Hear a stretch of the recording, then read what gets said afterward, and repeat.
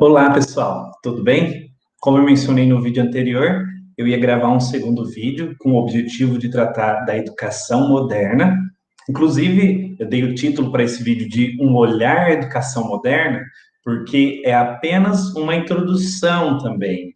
A ideia é iniciar vocês na educação moderna, entender um pouco o que nós vivemos e quais são as implicações de tudo isso.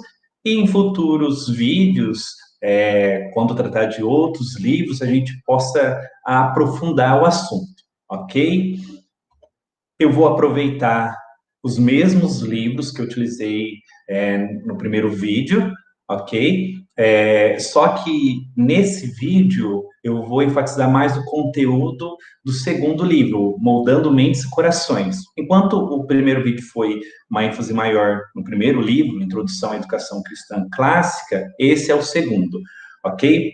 De antemão, vou alertar vocês, professores, educadores que já estão há muito tempo ministrando aula, ou professores que estão em início de carreira, ou aqueles que estão fazendo um curso de licenciatura, vocês vão ver alguns assuntos aqui, algumas questões que talvez pode gerar um certo susto, mas vamos com calma, aproveitem para tentar digerir bem o conteúdo e realmente entender como a educação moderna de hoje funciona, ok? Bom, vamos iniciar fazendo uma reflexão, pensando em algumas questões. O que um aluno, na média do país, está fazendo? Quais habilidades ele ou ela realmente dominou? O que um aluno mediano realmente sabe? Seu filho sabe mais ou sabe menos do que você sabia quando tinha a idade dele? Como ele seria comparado a seus avós quando na mesma idade? Então, são algumas questões que a gente tem que parar para refletir, para pensar um pouco realmente o que a educação de hoje tem produzido. Constantemente a gente vê pesquisas falando sobre a má qualidade da educação, as dificuldades que os alunos ainda têm em resolver problemas de matemática, na questão de alfabetização, de interpretar textos. E aí? O conhecimento científico tem avançado e por que ainda nós temos tantas pessoas com dificuldades? Talvez, né, ao pensar sobre essas questões, você pode chegar em algumas conclusões, ou uma conclusão. E poderia dizer, a escolarização é progressiva, a educação está ficando cada vez melhor à medida que aperfeiçoamos a arte da aprendizagem. Além disso, antigamente as pessoas sabiam muito menos do que sabemos hoje, certo? E aí, será que isso é verdade ou não? Por um lado, realmente o conhecimento científico é maior hoje do que antigamente, nós temos muito mais informações, até um acesso rápido, mas será que a gente está aperfeiçoando a arte da aprendizagem? Será que os alunos realmente estão dominando todo esse conhecimento que está disponível aí? A questão é que a tragédia dos dias atuais é que nem mesmo sabemos o que não sabemos. Somos ignorantes acerca da nossa própria ignorância. E aí, esse é um ponto a ser considerado. Talvez, pela maior parte do século XIX, a educação foi projetada para criar especialistas em uma única área. Empregos modernos exigem especialização de conteúdo. Então, provavelmente, as pessoas vão dominar uma certa área em detrimento de outras. Por exemplo, no meu caso, da matemática. Eu posso dominar a matemática, mas o quanto eu sei de história, geografia, biologia, português. Então, a gente percebe que hoje, por conta dos novos arranjos sociais e econômicos, há uma necessidade de especialistas, mas com isso a formação mais holística, completa do ser humano é deixada de lado. E aí nós vamos ver uma repercussão muito grande disso, principalmente a partir da Revolução Industrial. Por quê? Porque a Revolução Industrial gerou uma necessidade de educar operários, não pensadores. as oportunidades de trabalho multiplicavam-se e os trabalhadores precisavam ter habilidades para usar e desenvolver tecnologia. Então, essa ideia de aprender a pensar, foi deixando de lado justamente por conta desse arranjo econômico, né? Por conta dessa necessidade. E isso vai trazer, inevitavelmente, consequências. Portanto, a gente percebe que a educação mudou de foco. Enquanto antes havia um incentivo, um ensino a pensar, a aprender, hoje nós temos esse ensino voltado a uma atuação no mercado de trabalho. Então, mudou o foco, certo? E aí as pessoas às vezes vão dominar um conteúdo, uma área, e o restante vai ficar a desejar. Ou seja, né, a gente percebe que não era exigido do aluno pensar, pois eles eram treinados a fazer. Então, eles vão aprender a fazer, mas a pensar, a criticar, não mais.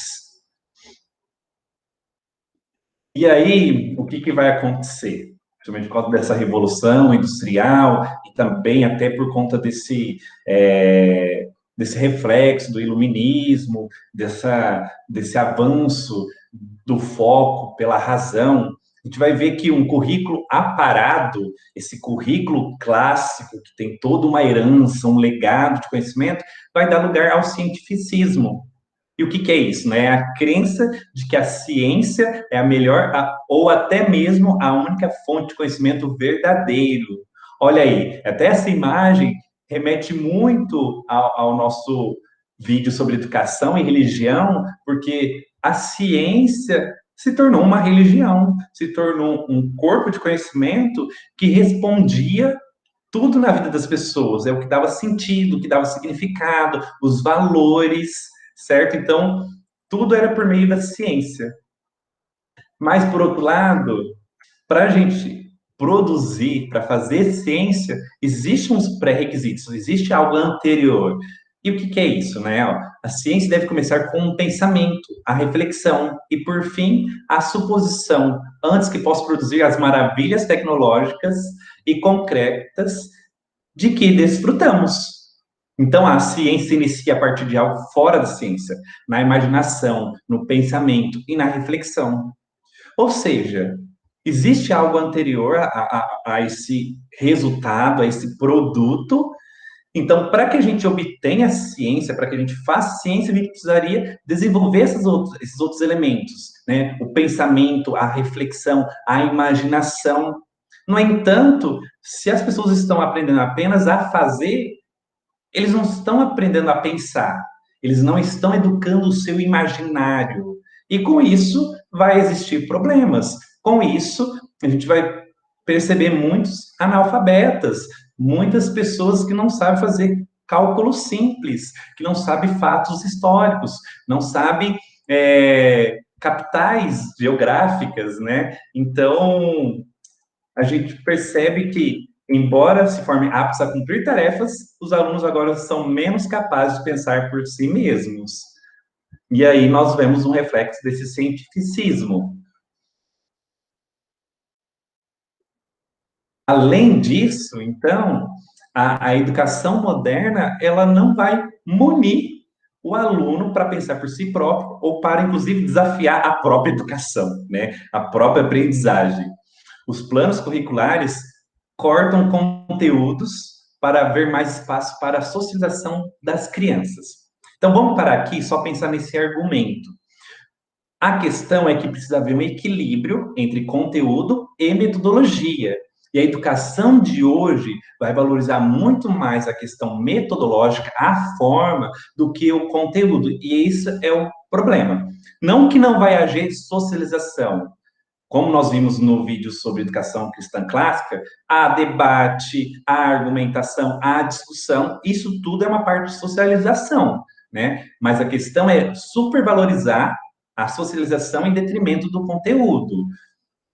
E a questão maior que nós vamos ver até nos próximos slides é que essa valorização, a socialização, vai instruir os alunos em valores antitéticos à cosmovisão cristã. Ou seja, essa socialização, ela vai ensinar, mesmo que não tão consciente, as crianças que a contradizer aí contra mesmo a cosmovisão, a princípios cristãos.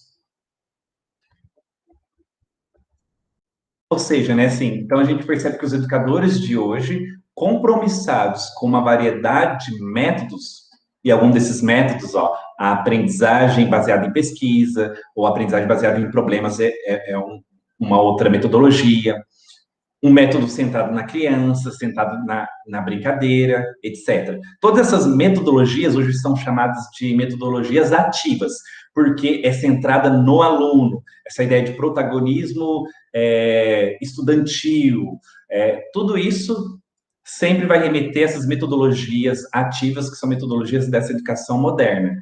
Então, os educadores eles vão se agarrar a esses métodos, prometendo aprendizes autodidatas, independentes, e que continuarão aprendendo pelo resto de suas vidas.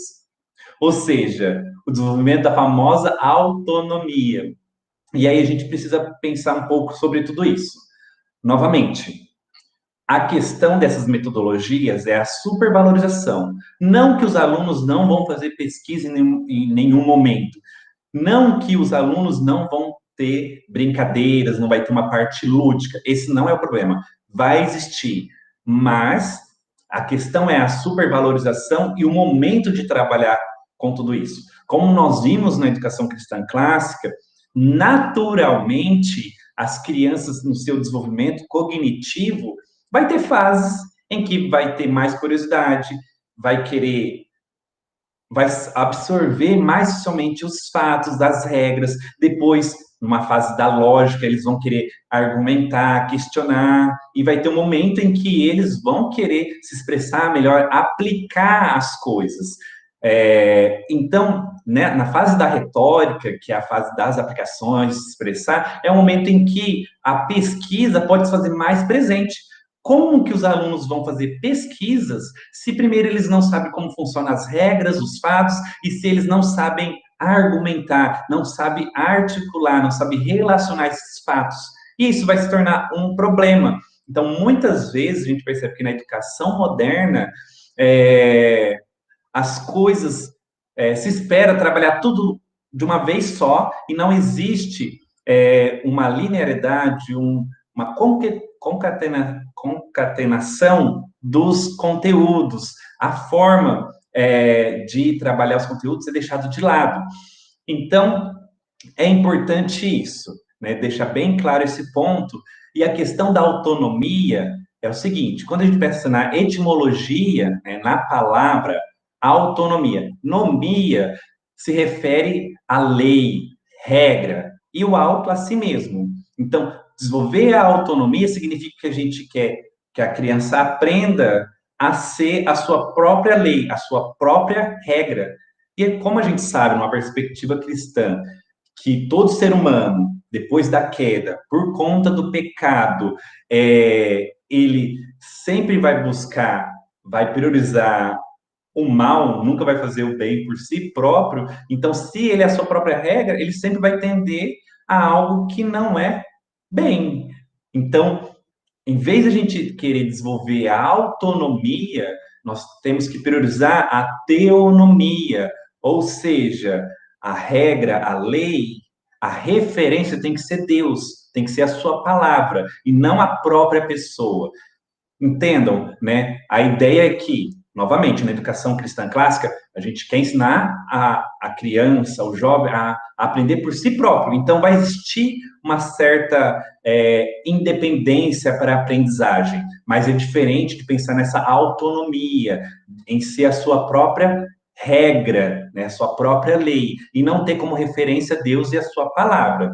Então, são coisas distintas e que a gente precisa levar em consideração.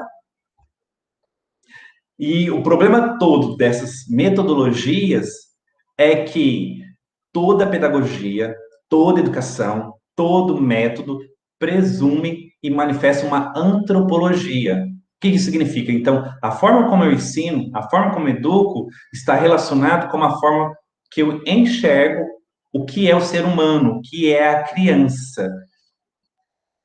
Então, pegando um exemplo aqui, vamos exemplificar por meio desse método da aprendizagem baseada na pesquisa.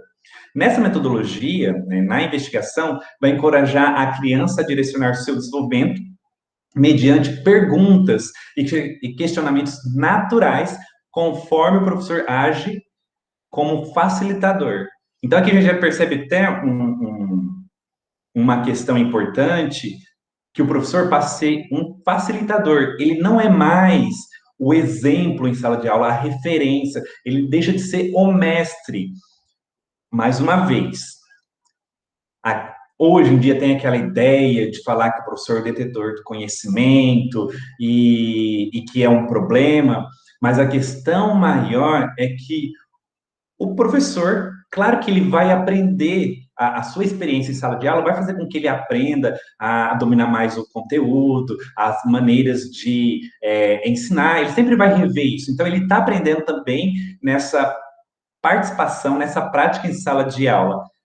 Mas, todavia, ele não é apenas um facilitador, ele realmente é uma pessoa que está ali, que tem um conhecimento maior do que o aluno e que vai ter toda uma abordagem para poder ensinar esse conteúdo. Então, ele não é mais um facilitador, ele tem que ser um mestre mesmo, aquele que vai direcionar e vai gerenciar toda a aprendizagem do aluno. É ele que sabe como as coisas devem funcionar, ok? Então, o problema maior é deslocar, é tirar essa importância do professor por meio dessas abordagens.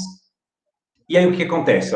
Tal método pressupõe que os alunos têm conhecimentos e as habilidades para fazer perguntas-chave e, por consequência, possui a sofisticação para observar e aplicar novas informações ao seu entendimento de mundo.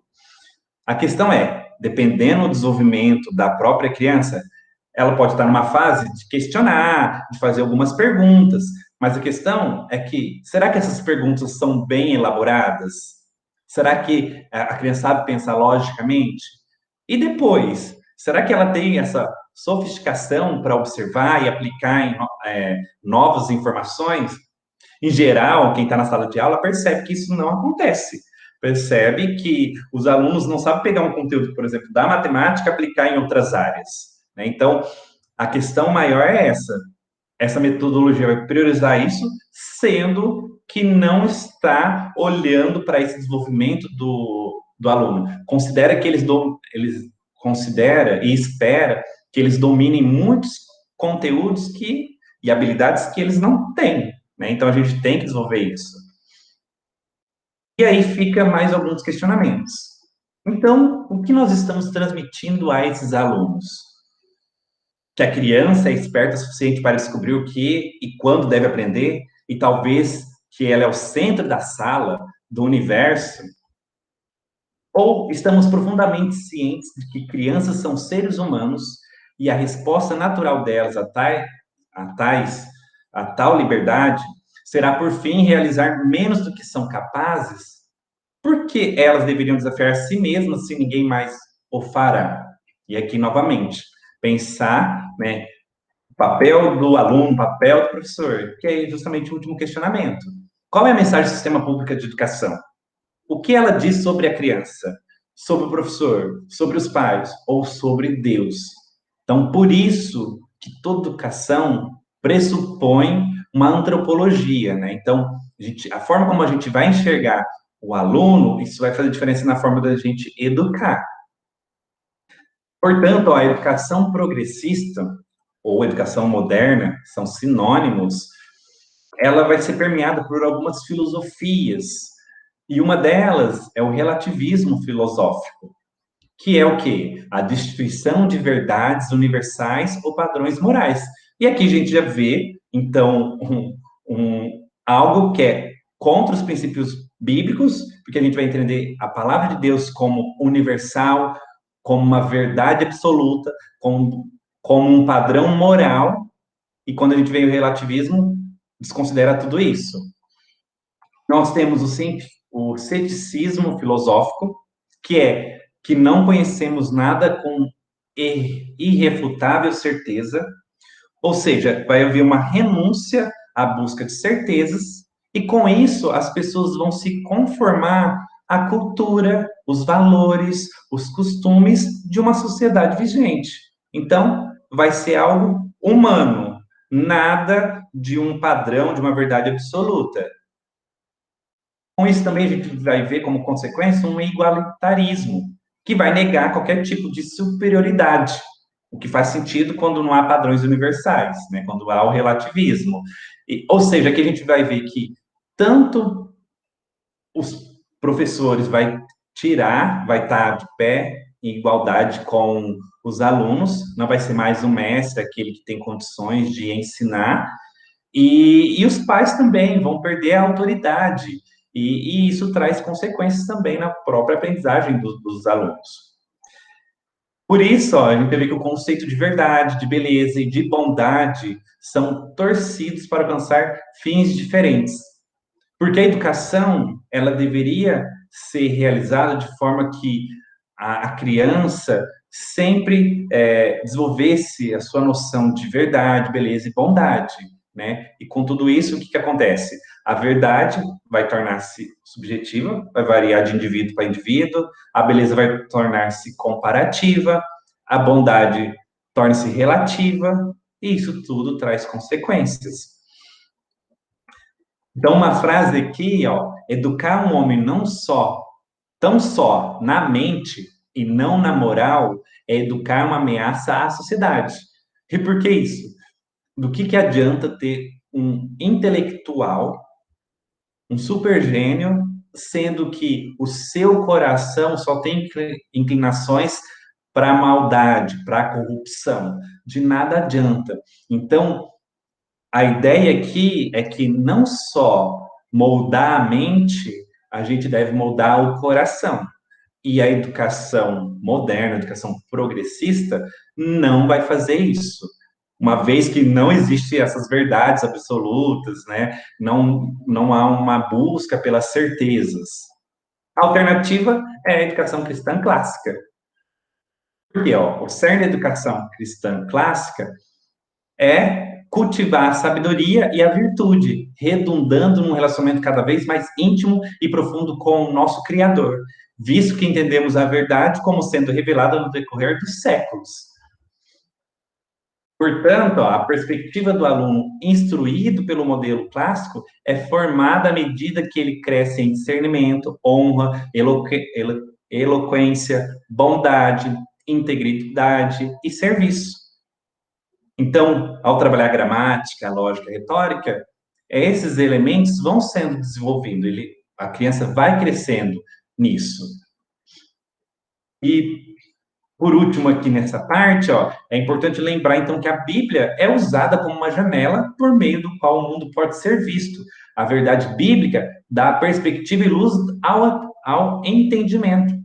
Então, se eu vou ensinar matemática, eu vou ensinar a matemática de uma maneira que ela reflete esses padrões universais, essa beleza que Deus fez em sua criação. Então, para todas as disciplinas, a gente vai olhar numa perspectiva bíblica, de forma que esses conhecimentos, essas disciplinas vão revelar a Deus, mostrar a Deus e ser instrumentos para a gente também ajudar o próximo de alguma maneira. Então, formandos em escolas cristãs clássicas, têm o coração preparado por seus pais, pela igreja e pela escola, no que é eterno, ao invés de focar no que é temporário, no imanente. Esses alunos servem a um propósito maior do que eles mesmos. Eles baseiam suas decisões em um desejo de trazer glória a Deus, em vez de satisfazer seus próprios interesses e prazeres passageiros. Então, observem aqui, inclusive, que nós estamos falando de escolas cristãs clássicas, mas tem pais que optam pelo homeschooling, né, pela educação domiciliar, mas é importante ver que tem o papel dos pais, da igreja, da escola, nessa formação dos alunos. Então, ó, os alunos demonstram, quando são educados na educação cristã clássica, os alunos demonstram uma paixão por compartilhar o que sabem, por sair e impactar outros com Cristo, seja uma atividade local, seja em regiões mais distantes. Eles formam a cultura, ao invés de permitir que a cultura popular os forme. Então, eles vão ter condições de pensar, de criticar, né? Eles podem articular uma explicação profunda e atrativa daquilo em que acreditam. Esses jovens, homens e mulheres, têm um propósito claro: servir a Deus de todo o coração e de toda a mente. E isso só vai ser obtido se a gente trabalhar a educação cristã clássica e não a educação moderna ou progressista dos dias de hoje. Bom, pessoal, é isso. Aqui nós temos as referências que eu utilizei ao longo dos slides, que são os livros, ok? Não deixa de curtir, de compartilhar, ativa o sininho se ainda você não fez, e a gente se vê num próximo vídeo. Até mais, um abraço.